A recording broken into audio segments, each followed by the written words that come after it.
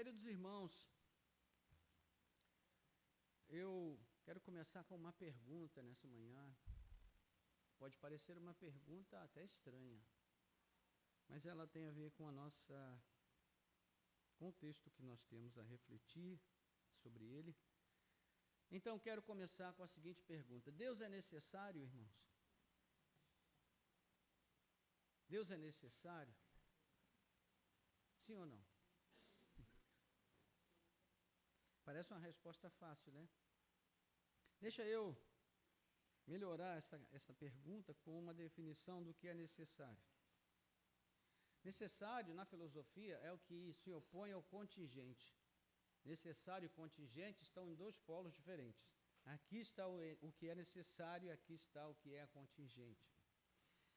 E esses dois termos, necessário e contingente, descrevem então a natureza da existência das coisas e da verdade sobre elas.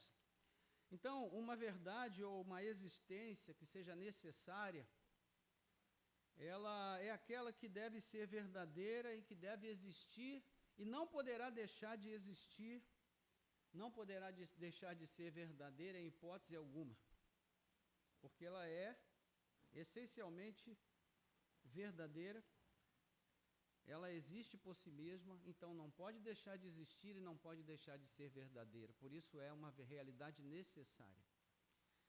Uma verdade ou existência contingente é aquela que poderia ter sido diferente. Ela existe, mas poderia deixar de existir, porque ela não é essencialmente verdadeira, ela não possui existência em si mesma, ela depende de outros fatores, por isso é contingente. Então, necessário é aquilo que é essencial, que não pode ser dispensado, não pode ser alterado, não pode ser mudado por nada.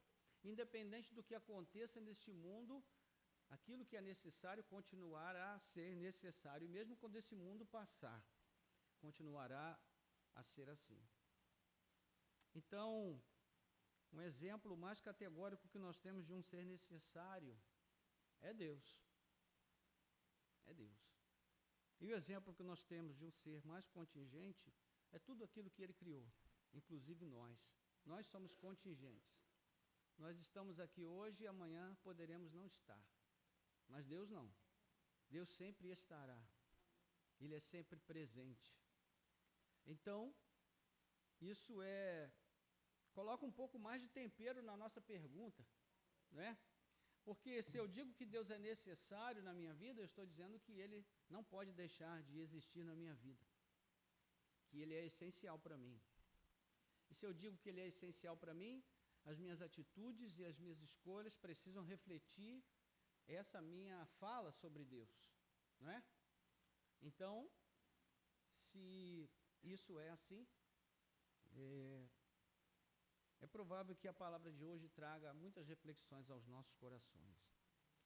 E alguns filósofos como Rousseau, Kant, Nietzsche e o próprio Sartre contribuíram para que a fé na Europa fosse gradativamente extinta e fosse disseminada uma nova forma de religião, que é o humanismo cientificista. É uma religião, entre aspas, que em termos gerais não nega a existência de Deus, mas não entende que Ele é necessário. Ele pode existir ou pode não existir, tanto faz. Porque afinal, o humanismo diz que o homem é dotado de razão, de senso moral, de criatividade suficiente para dar conta das suas próprias necessidades e resoluções. Ele não precisa de Deus. E ainda que muitos humanistas digam crer em Deus, a verdade é que em sua vida prática Deus não é mais necessário. Deus é só um conceito. Então o ateu, ele pode até dizer, eu sou ateu graças a Deus. E parece engraçado dizer isso, mas acontece. Porque até mesmo o ateu diz assim, amanhã faremos isso se Deus quiser. Mas ele não pensa no que está dizendo. Isso não quer dizer nada para ele. Não é? Então, quando esse humanismo é ligado ao cientificismo, o que ocorre na maior parte do tempo é a possibilidade de crer em Deus, num sentido apenas teórico, porque isso, no sentido prático, seria irrazoável, seria ilógico, irracional, porque a ciência é a religião do nosso tempo, e ela só pode crer aquilo que ela pode explicar. Se ela não explica, ela também não crê. Se não cabe na mente humana, então é porque não é verdadeiro. Não é? E o Salmo 2 poderia ser intitulado o Salmo do Humanista Cientificista, porque ele descreve a atitude de pessoas que não negam a existência de Deus, mas que não querem mais viver sob a tutela da lei de Deus. Ou seja, Deus não é mais necessário. E se a gente parar um pouquinho para pensar, nós veremos que este é o pensamento que predomina na nossa sociedade ocidental, em nosso país. Os governantes, os poderosos e o próprio povo em geral não negam a existência de Deus. Se dizem cristãos. E ainda assim, muitas dessas mesmas pessoas há muito romperam os laços com Deus, como vão dizer aqui os versículos do nosso Salmo, e vivem guiados apenas por suas próprias vontades e autodeterminação. A questão é, será que essa é uma decisão sensata? Será que é possível viver a revelia da vontade de Deus e ainda alcançar a felicidade? Nós vamos descobrir isso juntos, abrindo a palavra de Deus agora no Salmo 2, para fazermos a leitura do nosso texto. E vamos manter em nossa mente essa questão: Deus é necessário ou não? O texto diz assim: por que se enfurecem as nações e os povos imaginam coisas vãs? Os reis da terra se levantam e as autoridades conspiram contra o Senhor e contra o seu ungido, dizendo: vamos romper os laços e sacudir de nós as suas algemas. Aquele que habita nos céus dá risada, o Senhor zomba deles. Na sua ira, a seu tempo lhes falará, e no seu furor os deixará apavorados, dizendo: eu constituí o meu rei sobre o meu monte Sião. O rei diz: proclamarei o decreto do Senhor. E ele me disse: você é meu filho, hoje eu gerei você. Peça e eu lhe darei as nações por herança e as extremidades da terra por sua possessão. Com uma vara de ferro você as quebrará e as despedaçará como vaso de oleiro. Agora, pois, ó reis, sejam prudentes, deixem-se advertir, juízes da terra, sirvam o Senhor com temor e alegrem-se nele com tremor. Beijem o filho para que ele não se irrite e não pereçam no caminho, porque em breve se acenderá a sua ira. Bem-aventurados todos aqueles que nele se refugiam. Oremos. Nosso Deus e Pai, graças te damos pela tua palavra. Obrigado porque a tua palavra é viva, é poderosa, é eficaz. Ela penetra no mais profundo de cada coração aqui para discernir o que está no íntimo de cada um de nós.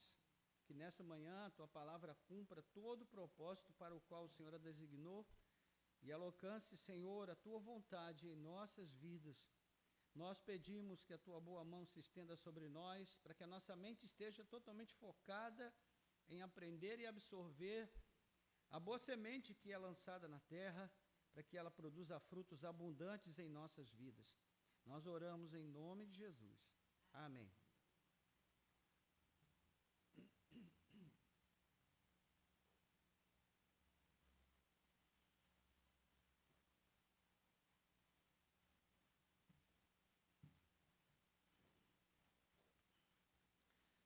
Era consenso entre os pais da igreja considerar os Salmos 1 e 2 como uma unidade.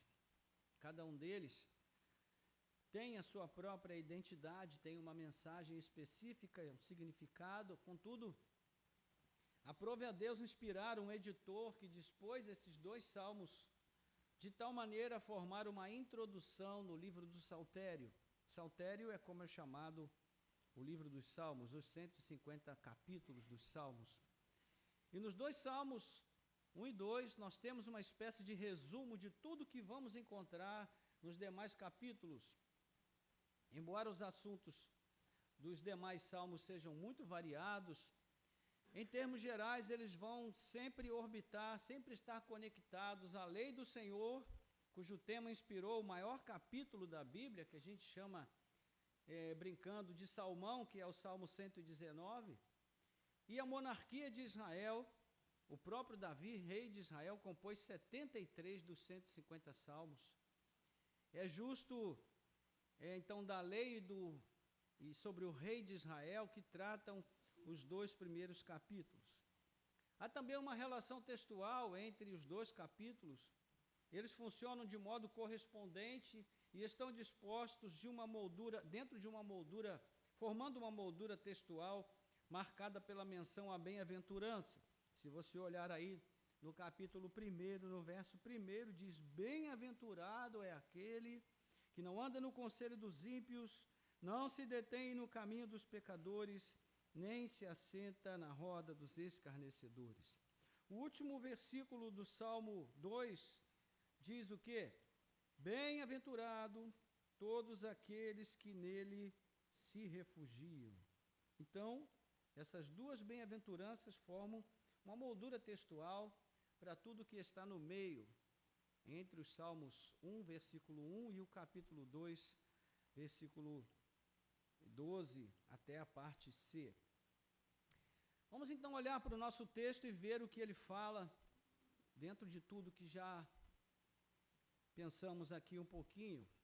Para que nós possamos entender este salmo, nós devemos vê-lo como ele é, uma espécie de peça teatral em 4 atos.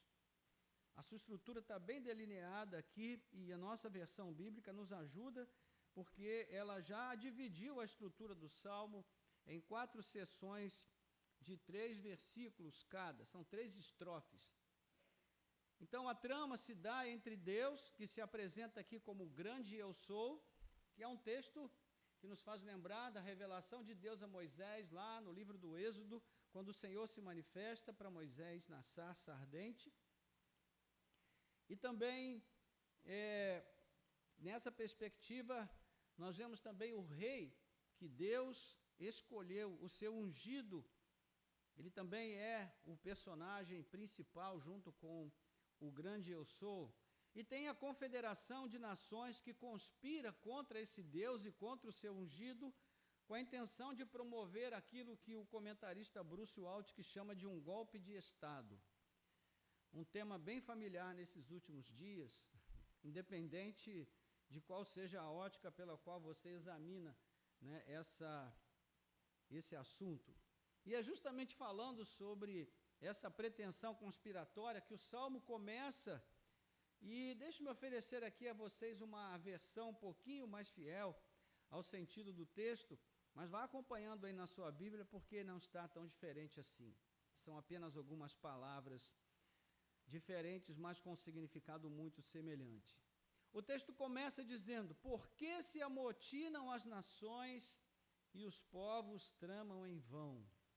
Os reis da terra tomam posição e os governantes da terra conspiram unidos contra o Senhor e contra o seu ungido e dizem: façamos em pedaços as suas correntes, lancemos de nós as suas algemas. Eu creio que todos aqui saibam o que é o motim. Todo mundo sabe o que é o motim. Nos faz lembrar daqueles filmes de aventuras marítimas, né, onde os tripulantes se amotinam contra o capitão, se juntam para tomar o governo da embarcação e prender o capitão na sua sala. E então esses filmes sempre nos fazem, quando nós falamos em motim, a nossa mente sempre se remete a essas cenas que ficam na nossa mente. Então esse é o quadro apresentado aqui. O salmista descreve um evento que ocorre numa corte terrena, onde uma confederação de reis das nações se reúne para tramar um motim, uma insurreição contra Deus e contra o rei que o Senhor escolheu. E quando nós atentamos para a unidade desses dois salmos iniciais, nós vamos encontrar uma série de correspondências que nos ajudam a entender a mensagem maior presente aqui. Do ponto de vista objetivo, o Salmo 2 descreve a coroação e a entronização de um rei, o rei escolhido por Deus, o ungido, o Messias, que é o termo hebraico para ungido. Então, o termo ungido é derivado do hábito de ungir os reis no passado com um óleo especial que era derramado sobre a cabeça do rei, normalmente pelo profeta, que era a pessoa encarregada de ungir os reis. E a unção simbolizava a consagração, a capacitação do rei e também a delegação de autoridade da parte de Deus sobre a vida do rei que ele escolheu. Então o Salmo está afirmando o direito desse rei de Israel de governar sobre todas as nações, e numa cerimônia de coroação, o rei deveria ter consigo uma cópia da Torá, a qual ele mesmo deveria compor, ou ordenar alguém que compusesse, para ele ter consigo sempre. Esta foi a ordem dada por Deus através de Moisés, lá em Deuteronômio 17, verso 18. Então, o Salmo capítulo 1 e verso 2 vai mostrar aqui o prazer que o povo de Deus tem na sua lei, né, conforme nós já vimos aqui, versículo 2, pelo contrário, o seu prazer está na lei do Senhor, e na sua lei medita de dia e de noite. O contrário aqui é o contrário de se assentar na roda dos ímpios, dos escarnecedores, né, na convenção, na confederação dos pecadores que tramam contra Deus, que exatamente aquilo que o primeiro versículo do Salmo 2 traz, uma confederação de ímpios tramando contra Deus. Então é um contraste entre o povo de Deus, o homem justo que ama a palavra de Deus, que tem prazer na lei de Deus, e o ímpio que despreza a lei e quer se livrar do jugo da lei. Ele não quer estar debaixo da lei de Deus, da vontade de Deus.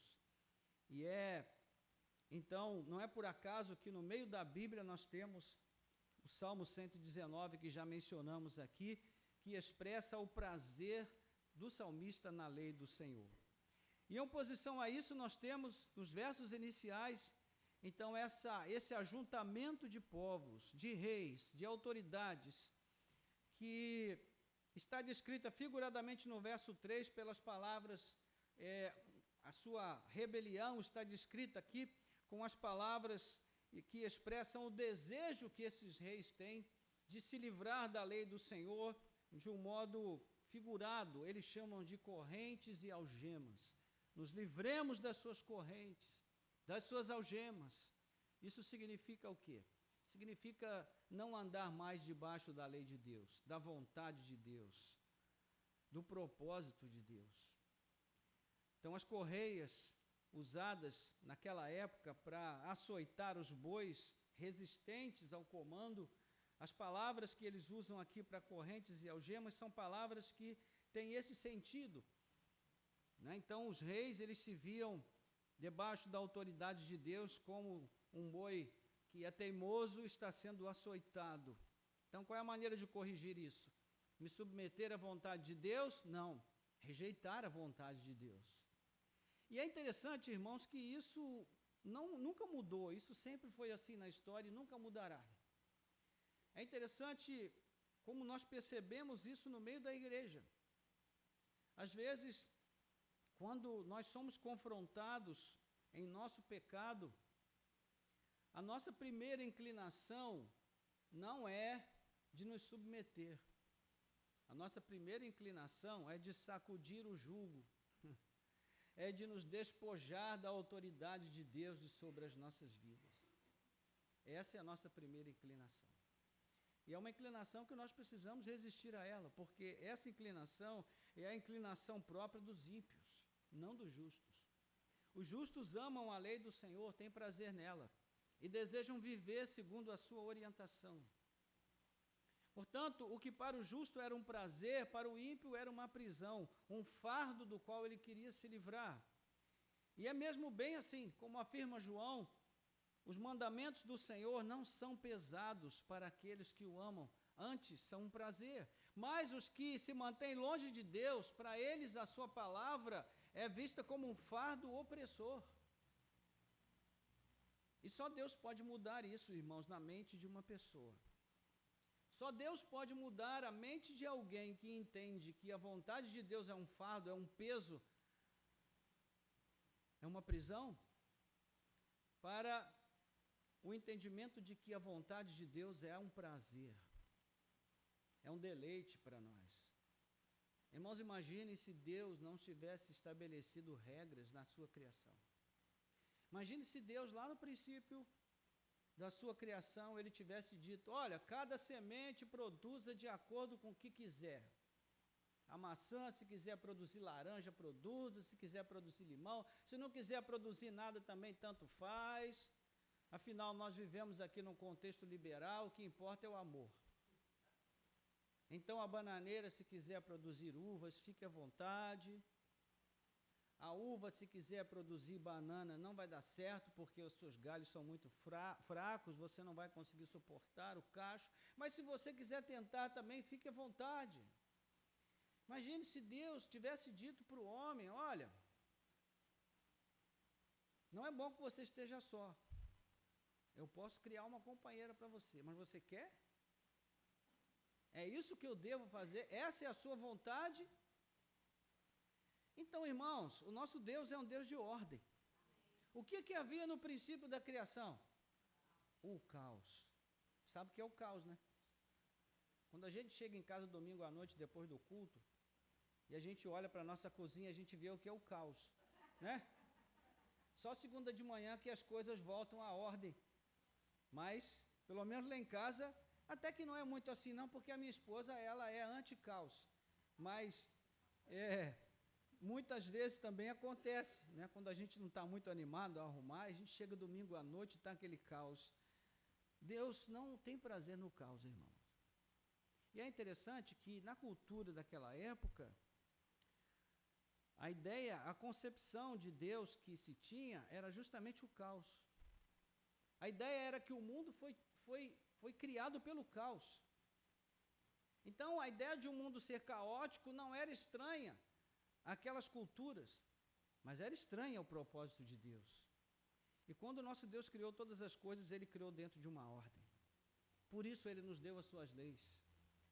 As leis humanas que existem hoje no direito, em grande medida, elas são baseadas na própria Escritura, na Bíblia, no direito romano, porque tudo isso vem da mente de um Criador que é sábio em tudo aquilo que Ele faz. Então, esses reis amotinados querem se livrar do governo de Deus, eles não querem mais se sujeitar à sua lei, eles querem romper os laços, eles querem fazer em pedaços as correntes, lançar fora as algemas. Eles estão decididos a viver por si mesmos, a governarem a si mesmos, porque entendem que isso é a melhor escolha a fazer. E é isso que tem acontecido com os filósofos e a religião humanista cientificista do nosso tempo. É isso que tem acontecido na mente de muitas pessoas que estão até dentro da igreja. Contudo, o salmista, ele antecipa uma conclusão a essa articulação conspiratória contra Deus. De que modo? Ele expressa a sua perplexidade na audácia insana desses reis amotinados, na primeira pergunta que ele faz: por que se enfurecem as nações e os povos imaginam coisas vãs? Qual é o motivo dessa pergunta? É o fato de o salmista conhecer a Deus. Ele sabe quem é Deus.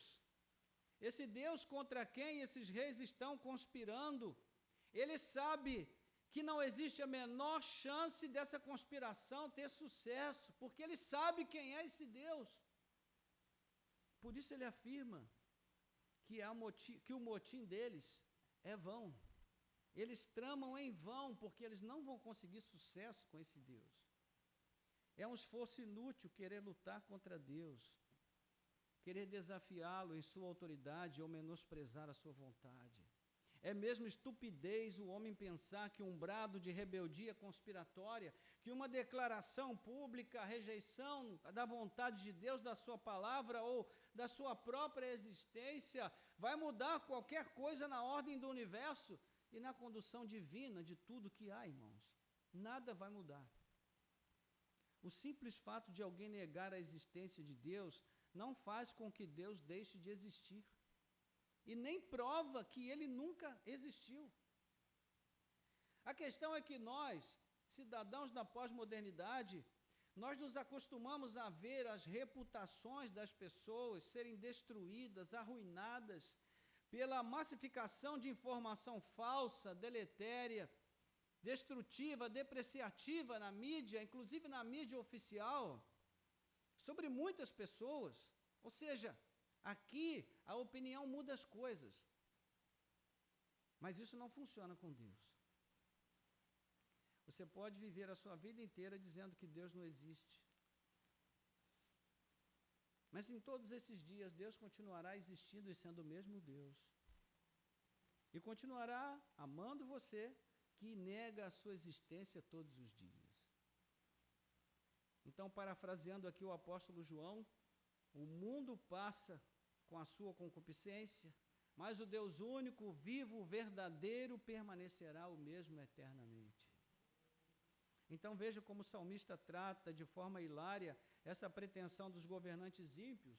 Veja aí o verso 4 até o 6, ele diz assim: do seu trono nos céus, o que Deus faz? Ele se põe a rir e a caçoar deles. Deus tem um senso de humor, irmãos. Então Deus zomba deles. Ele zomba. E em sua ira, ele os repreende com furor e os aterroriza, dizendo: eu mesmo estabeleci o meu rei em Sião, no meu santo monte. Então o cenário muda radicalmente para o salmista, porque ele deixa o ambiente da trama conspiratória dos reis terrenos, e agora ele olha para a corte celestial, e ele vê o trono de Deus cercado de seres angelicais, celestiais, poderosos. Ele vê ali o único Deus e Rei verdadeiro sobre toda a terra e toda a sua majestade e glória ao seu redor. O próprio Deus se manifesta e fala com ele. É como se Deus reagisse à decisão desses poderosos do mundo de sacudirem de si o jugo e o governo de uma forma zombeteira, hilária, irônica. Ele dá risada, ele zomba deles. A pretensão desses reis é tão ridícula que o grande eu sou não poderia ter outra reação senão dar boas risadas em tom de zombaria, de escárnio, de menosprezo.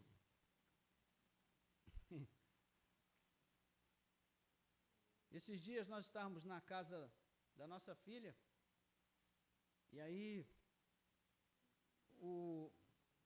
agora ela está morando numa casa de 2 andares, e a gente estava no andar de baixo, e o pai estava com eles no andar de cima, e o pai estava repreendendo o Vicente, o pequenininho. E aí o pai levantou a voz com ele, repreendeu a ele. Ele levantou a voz para o pai e disse: deixa eu falar. E eu e a minha esposa reagimos como? Quando a gente ouviu? Com boas risadas.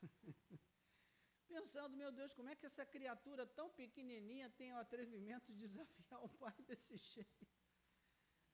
É claro que ele deve ter repreendido, deve ter recebido a repreensão na medida, não é? Porque depois ele ficou quieto. Então é bem provável que ele tenha recebido ali alguns conselhos do pai.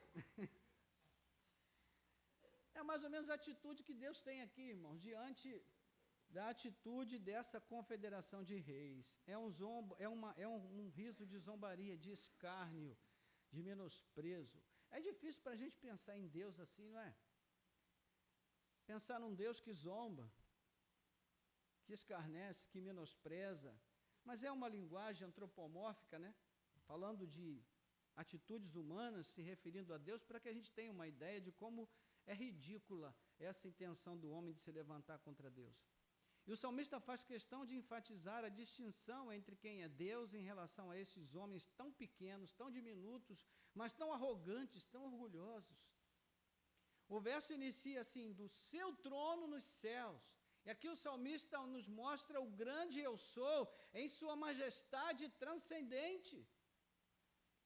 Acima de tudo que há, acima do alcance dos simples mortais, do seu trono nos céus, o Senhor se ri e caçoa deles. Mas no devido tempo, esse riso vai se converter na manifestação da sua ira. Nós temos aqui uma voz de resposta aos reis amotinados. Você se lembra que, logo no início, o texto do salmista fala assim: eles disseram, façamos em pedaços as suas correntes, lancemos de nós as suas algemas. Mas agora ele diz: o grande eu sou disse. Em sua ira os repreende, no seu furor os aterroriza, dizendo: eu mesmo estabeleci o meu rei em Sião, no meu santo monte.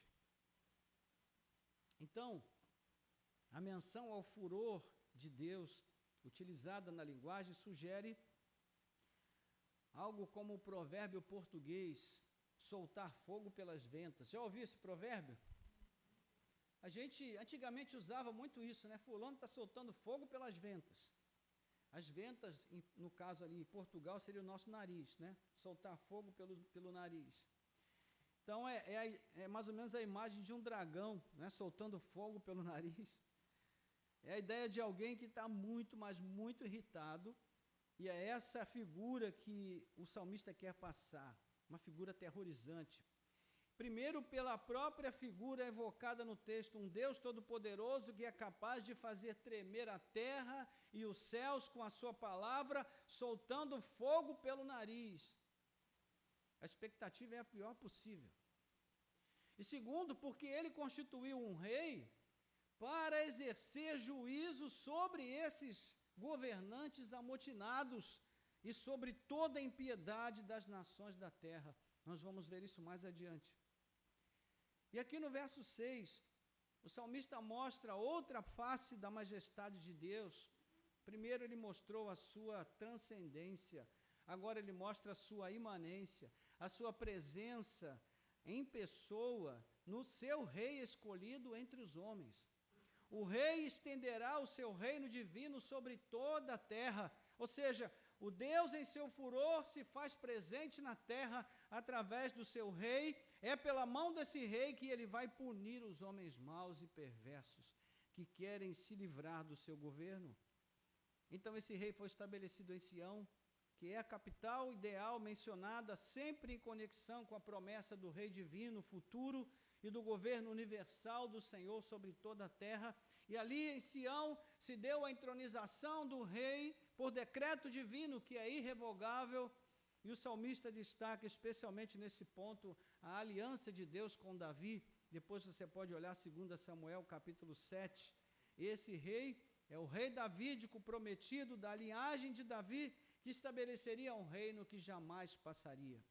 Então, irmãos, em resumo, a resposta de Deus aos reis amotinados, aqueles que se atrevem a assumir uma atitude petulante, arrogante contra ele, ao mesmo tempo, atitude estúpida e ridícula de bradarem e alardearem seu intento de viverem alheios à vontade do Senhor. A resposta de Deus é essa resposta de juízo. Pois bem, agora o rei está investido de autoridade divina e ele vai fazer o seu primeiro pronunciamento, versos 7 e 9.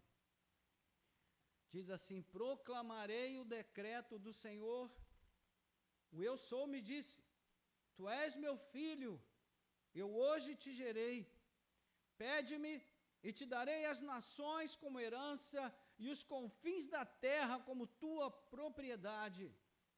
Tu as quebrarás com vara de ferro e as despedaçarás como um vaso de barro.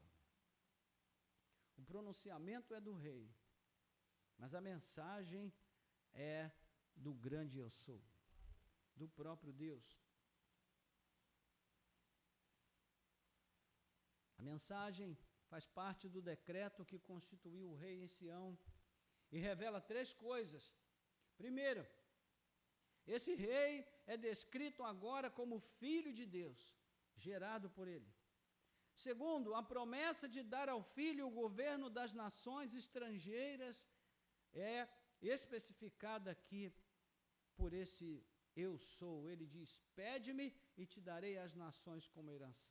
E terceiro, a determinação de quebrar as nações com vara de ferro e despedaçá-las. Vamos considerar rapidamente cada uma dessas revelações. Primeiro, o rei como filho de Deus. Essa relação filial com Deus sempre esteve presente no imaginário religioso de Israel. O povo eleito do passado era considerado o filho de Deus. Oséias 11, versículo 1, você vai ver esta menção. Chamei o meu filho do Egito. Um texto que Mateus também vai usar lá no Novo Testamento para se referir a Cristo.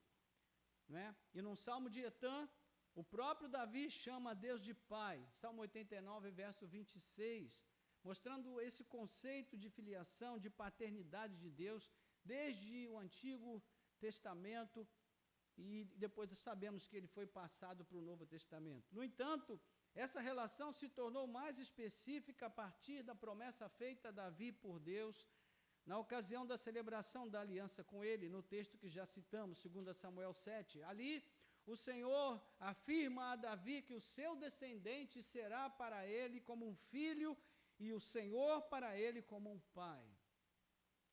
Isso é certo. É certo que essa promessa se cumpriu em parte em Salomão. E com tudo isso, eu tenho a certeza de que ao ouvir essa frase do texto, tu és meu filho, hoje eu te gerei, alguns aqui já conseguiram identificar a familiaridade dessa frase em alguma passagem do Novo Testamento, não é? Certamente alguém aqui já se lembrou. Então, em 3 passagens ela aparece. Em Atos capítulo 13, verso 33, citação de Paulo. Em Hebreus, no capítulo 1, verso 5, onde o autor aos Hebreus usa essa frase para mostrar que Jesus é superior aos anjos. E em Hebreus, capítulo 5, verso 5, onde ele usa para mostrar que Jesus é um sacerdote superior a toda a linhagem araônica. Essas citações se referem a quem? Isso mesmo, a Jesus. Exatamente. Então, podemos afirmar categoricamente que o referente dessa passagem, o referente final dessa passagem é o Senhor Jesus. E vamos voltar a isso daqui a pouco. Segunda revelação, o eu sou promete dar ao rei, que é filho, as nações por herança. Esta é uma parte das promessas feitas a Davi que não se cumpriu em Salomão e em qualquer outro rei da casa de Davi depois dele. Aliás, há alguns aspectos daquela aliança que ainda não se cumpriram plenamente. E por isso a esperança pela vinda do Messias davídico definitivo permaneceu viva no coração do povo de Israel até os dias de Jesus e permanece viva até os dias de hoje em várias correntes do judaísmo. E para nós, essa promessa se cumpriu em Cristo, parcialmente na sua primeira vinda e se cumprirá plenamente na sua segunda vinda. Porque na sua primeira vinda ele inaugurou o seu reino de justiça neste mundo. E na sua segunda vinda ele consumará esse reino de forma visível, plena e literal. O que há de importante aqui é entender que a promessa compreende dar às nações como herança. A promessa de Deus é dar às nações como herança ao seu filho. Ou seja, o plano final de Deus Pai é fazer do seu filho Jesus o único e verdadeiro Rei dos reis e Senhor dos senhores, herdeiro de toda a criação, como prevêem os autores do Novo Testamento. 1 Coríntios 15, 25 a 28 e Apocalipse 19, onde Cristo é visto como aquele que vem com as suas vestes de um rei, não é? Numa condição de juiz, já preparado para julgar as nações. E por fim, a terceira parte da revelação mostra que esse rei vem para quebrar com vara de ferro e despedaçar as nações. E aqui é importante olhar com cuidado para perceber o sentido, que a promessa de Deus é dar ao rei filho as nações por herança. Então é certo que o rei não deve destruir de todo as nações, afinal, elas são a sua herança, o seu patrimônio pessoal como rei. Então, de acordo com o início do Salmo, há uma parcela das nações que deverá ser destruída de todo, os rebeldes, os amotinados contra a lei de Deus, contra a sua palavra, a sua vontade. É interessante, irmãos, a gente pensar nisso. Eu, quando me converti, isso lá em 1983, quando lia em Apocalipse que as nações se juntaram para fazer guerra contra Deus, parecia para mim uma coisa inadmissível. Porque naquela época, nos anos 80,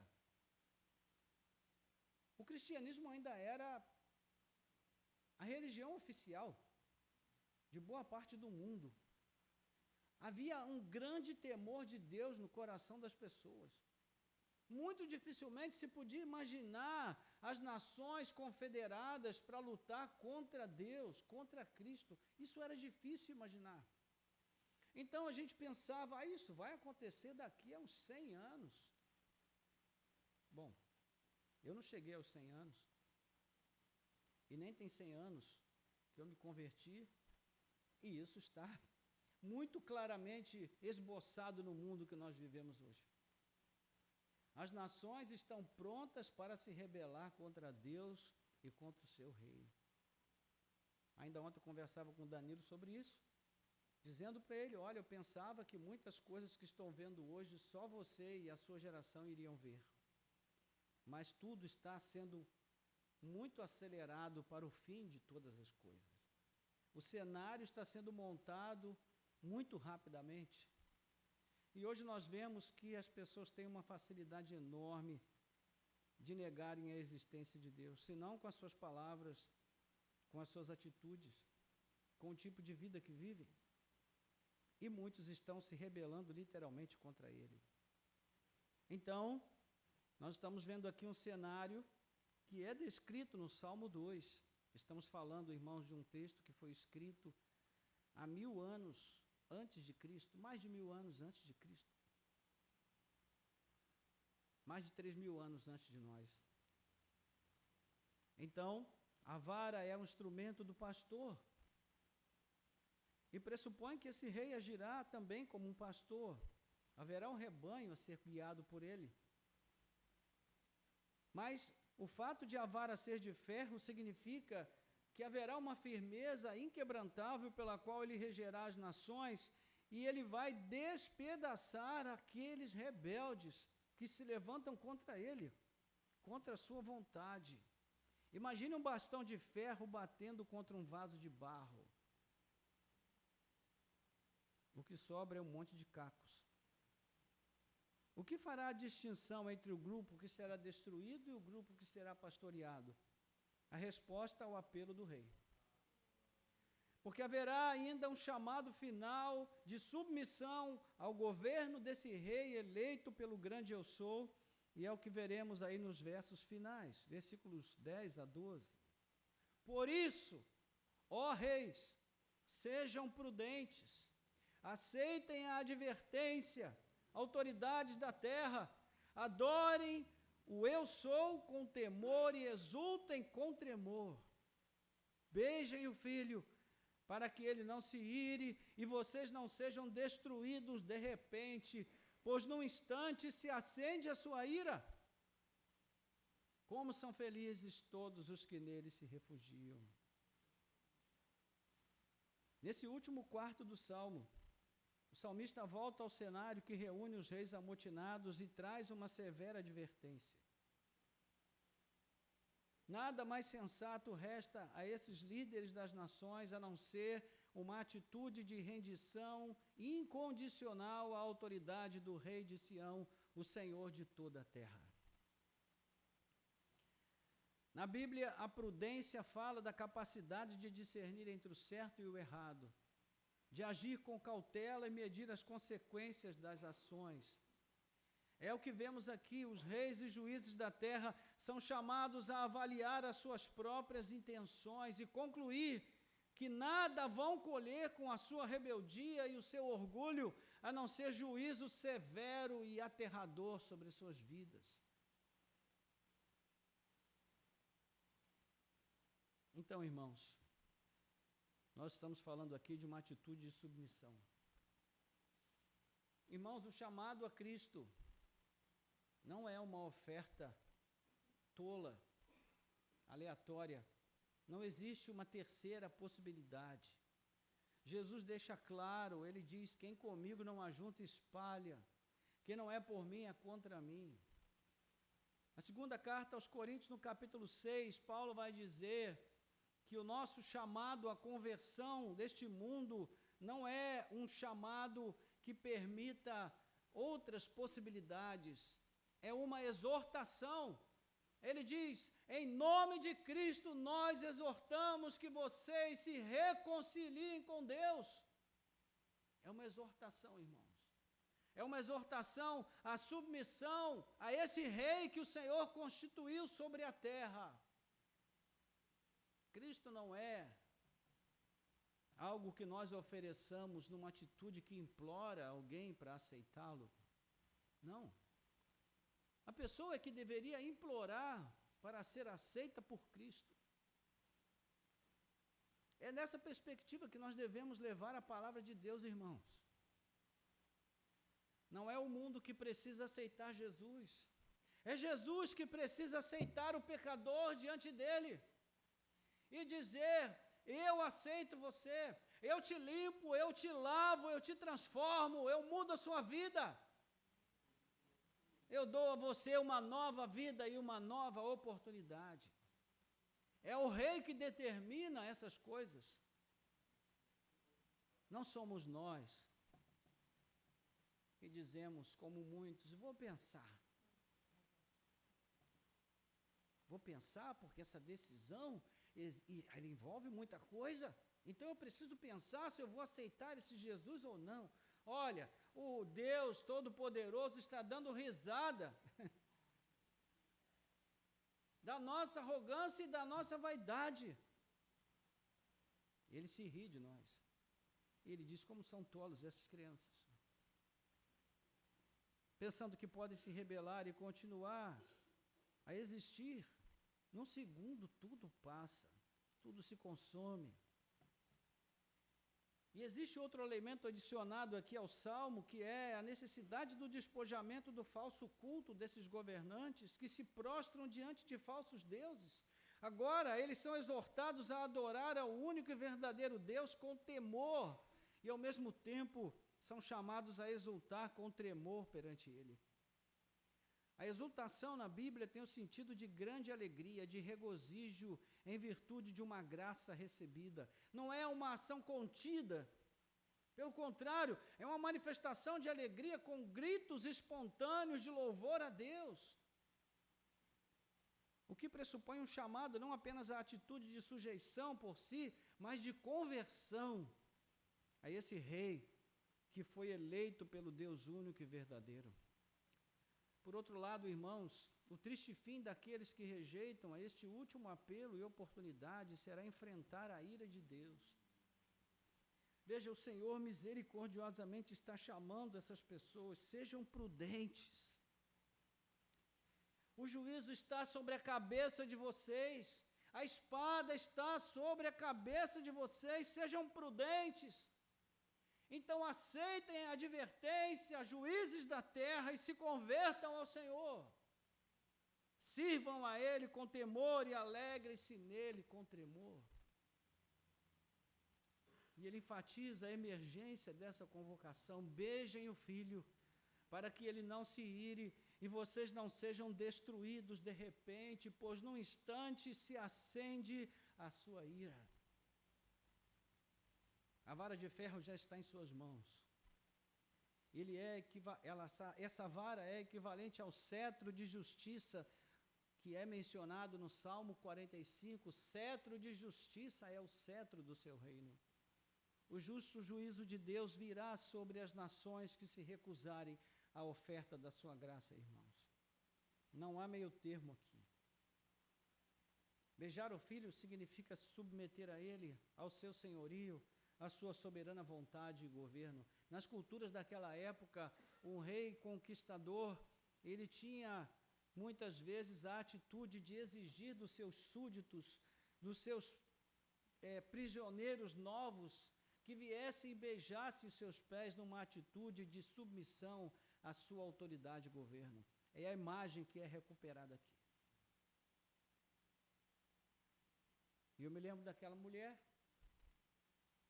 que na casa de um fariseu pega ali um vaso de um perfume caríssimo e ela quebra aquele vaso, ela joga fora tudo aquilo e ela usa o perfume para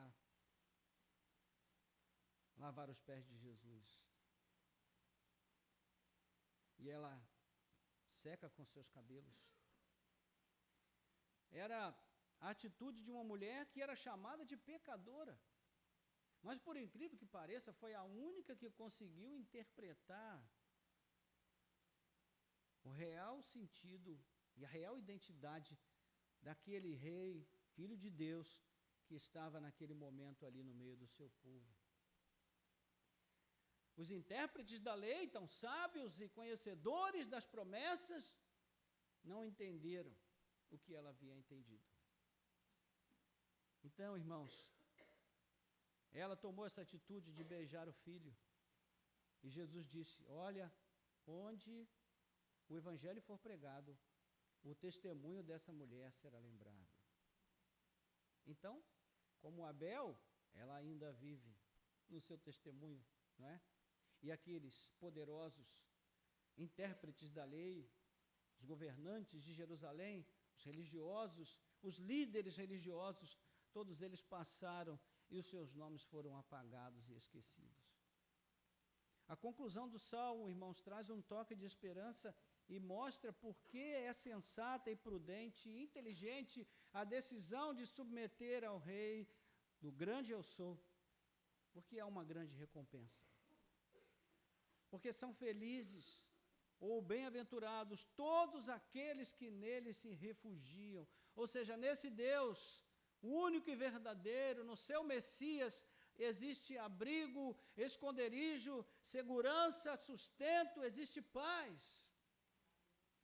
Ou seja, como bem descreveu, de novo, Bruce Waltke, o salmo que enfatizou tanto a ira divina é concluído com ênfase na sua misericórdia. Aliás, como Waltke também observou, todos os reis davídicos, a começar pelo próprio Salomão, tiveram ombros muito estreitos para carregar esse manto real. O reino do homem mais sábio que já existiu, Salomão, de fato, se estendeu do Egito ao Eufrates e experimentou uma glória que jamais se repetiu em Israel. Contudo, ele não foi capaz de se estender aos confins da terra, conforme a promessa. E na sua velhice, Salomão mostrou que nem toda a sua sabedoria pôde livrá-lo de seguir o caminho dos filhos de Adão. Ele apostatou, se rebelou, como pretendiam fazer os reis confederados do nosso salmo. Que ironia, não é verdade? Pois é. Por isso o manto escorregou dos seus ombros.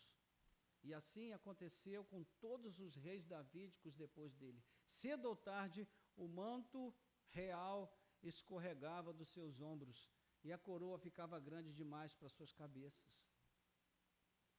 Até que em Belém de Judá, uma virgem concebeu e deu à luz um filho que foi chamado de Jesus, porque ele salvaria o seu povo dos seus pecados.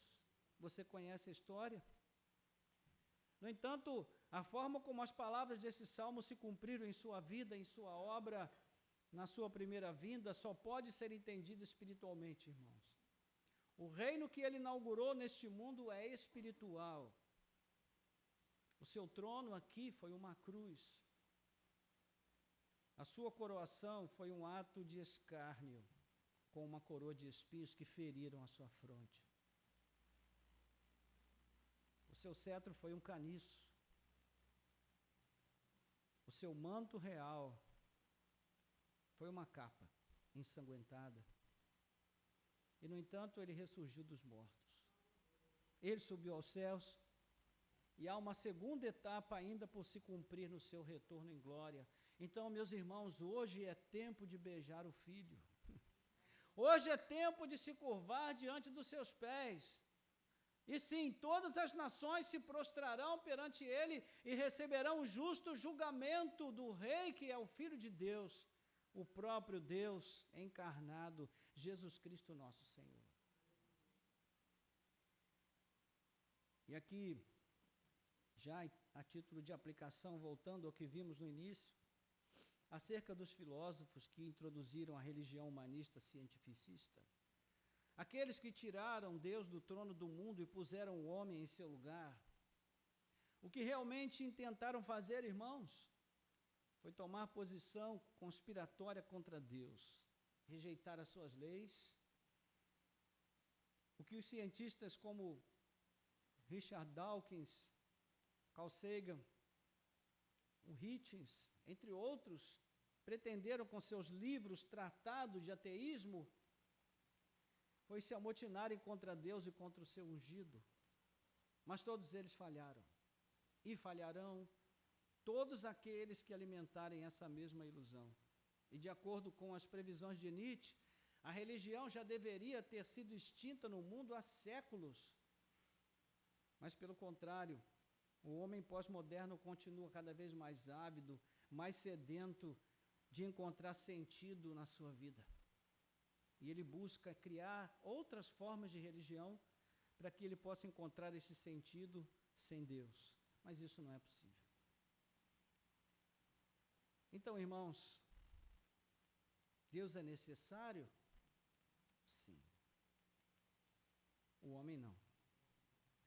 Ele pode existir hoje e amanhã pode não existir. O mundo vai continuar existindo. Deus vai continuar assentado no seu trono de glória. E o Rei da Glória continuará à sua mão direita, até que chegue o tempo da restauração de todas as coisas.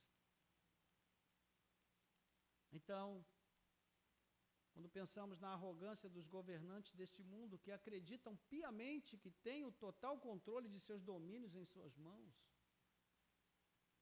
era também o que pensava Nabucodonosor, um dos maiores governantes que já existiu. As suas conquistas, o seu reino se tornaram tão poderosos que passaram a ser símbolo de referência de beleza, ostentação e riqueza. No entanto, quando tentou desafiar a Deus e sair de debaixo do seu comando, ele foi banido do seu reino e foi para o meio do mato comer capim junto com os animais. Foi a lição que Deus deu a ele. E esta lição deve ser uma advertência para todos os governantes desse mundo. Esse é o destino de todos os que se deixam enganar pelas suas conquistas e passam a acreditar que são os próprios governantes dos seus pequenos reinos, mas não são. Só há um verdadeiro Rei e Senhor. O grande eu sou, o seu Rei, o seu Filho, Jesus Cristo, o Filho de Deus, o Rei de tudo, o Rei sobre tudo. Bendito seja o nome do Senhor. Será, irmãos, que o Salmo 2 ainda fala ao nosso tempo? Será que o Salmo 2 ainda fala à nossa geração? Sim, ele fala primeiro aos governantes ímpios em sua arrogância. Nós estamos vivendo um tempo em que tudo está sendo preparado para um grande e último conflito nesse mundo. Na verdade, esse conflito já começou. Mas no momento ele está no campo dos conflitos diplomáticos, políticos, dos líderes de Estado, das ofensas, das provocações, das restrições, dos desafios, das atitudes estúpidas por causa da arrogância e do orgulho do coração humano.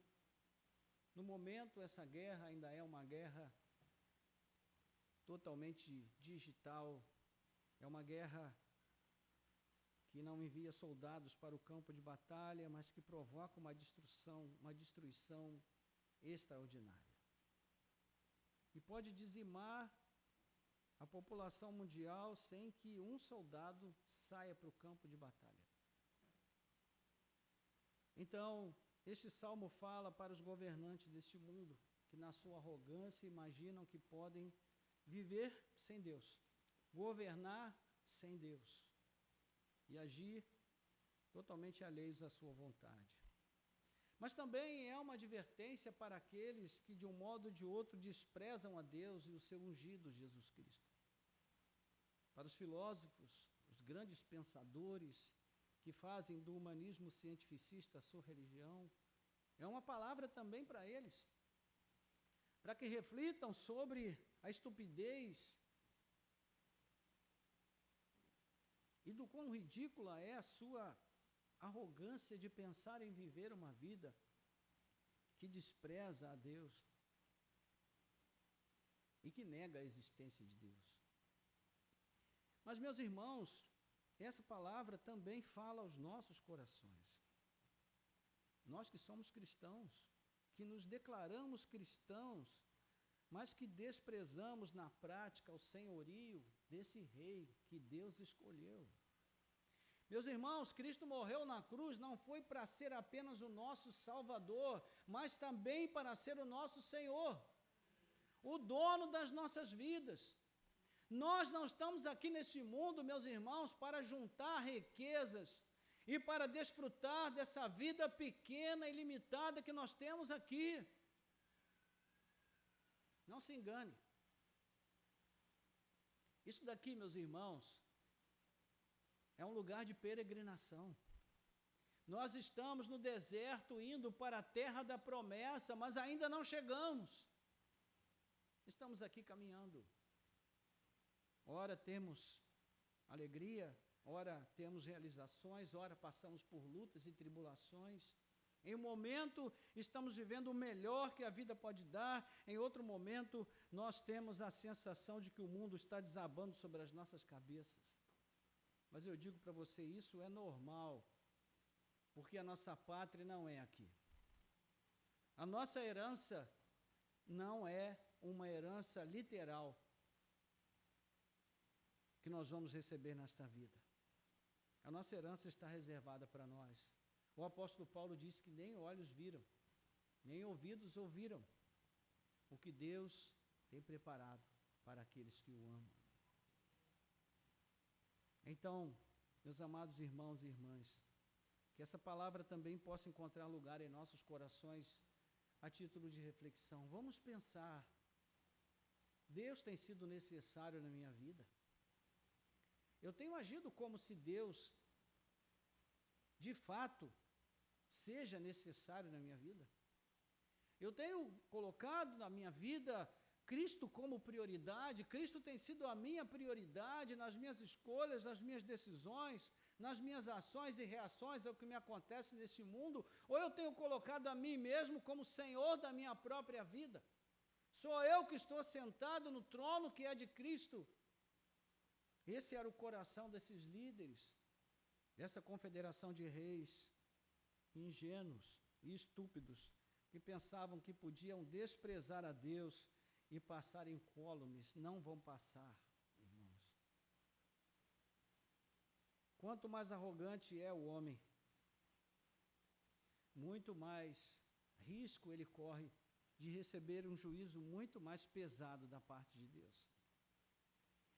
Então, que essa palavra possa encontrar guarida em nossos corações. Nós não caiamos na tolice dos filósofos e dos poderosos deste mundo, pensando que nós podemos abrir mão da direção da palavra do Senhor sobre as nossas vidas, que nós podemos sacudir, não é, de sobre nós os seus laços, as suas algemas, ou seja, a sua vontade, os seus mandamentos, a sua palavra, e viver uma vida aleatória a tudo isso. Não, não podemos. Nós somos povo de Deus, irmãos. E a palavra do Senhor é lâmpada para os nossos pés e luz para o nosso caminho. Amém? Vamos orar, curva a sua cabeça. Nosso Deus e Pai, graças te damos por essa manhã, pela tua palavra. Ó Deus, que traz esse desafio tão contundente para nós e que nós não podemos acolher senão pela fé. Então pedimos ao Senhor, renova, Senhor, em nós a fé nesta manhã, para que a tua palavra lance, ó Deus, raízes profundas em nossos corações, que nós possamos acolhê-la como palavra de Deus, do Senhor para nós. Ajuda-nos, ó Deus, a resistirmos e a rejeitarmos a atitude dos arrogantes deste mundo, dos pretensiosos, dos vaidosos, dos tolos, dos ingênuos, ó Deus, que pensam que podem viver neste mundo uma vida, ó Deus, alheia à tua palavra, à tua vontade, ao teu querer, aos teus propósitos. Pelo contrário, Senhor, que a cada dia nós tenhamos como propósito principal, como prioridade em nossas vidas, conhecer a tua vontade, para segui-la e persegui-la, e buscar fazer a tua vontade sempre. E assim como Cristo nos ensinou a orar, que nós possamos orar não somente com palavras, mas com todo o nosso coração, dizendo: Pai nosso que estás nos céus, santificado seja o teu nome, venha sobre nós o teu reino, Senhor, e seja feita a tua vontade, não a nossa, assim na terra como no céu. Ó Deus, ajuda-nos, portanto, a vivermos em conformidade com a tua palavra, que ela nos vença nessa manhã, que ela quebrante os nossos corações nesta manhã e encontre lugar para que ela se transforme em prática, em atitude em nossas vidas, em nossas ações e reações ao que nos ocorre nesta vida, Pai. Ó Deus, nós te pedimos, transforma os governantes da nossa nação, quebranta, Senhor, os seus corações, derruba, Senhor, do seu lugar os homens maus e perversos que querem destruir este país. E levanta, Senhor, homens bons, decentes, que temam e tremam diante da tua palavra, para que nós possamos ver, Senhor, a ordem prevalecer no meio de todo esse caos que Satanás tem tentado impor à nossa nação. Nós pedimos, tem misericórdia de nós. Ajuda-nos, ó Deus. Traz o teu juízo sobre todos esses perversos e opera com o teu poder para restaurar a ordem. Nós oramos assim com gratidão, em nome de Jesus. Amém. Amém, louvado seja Deus.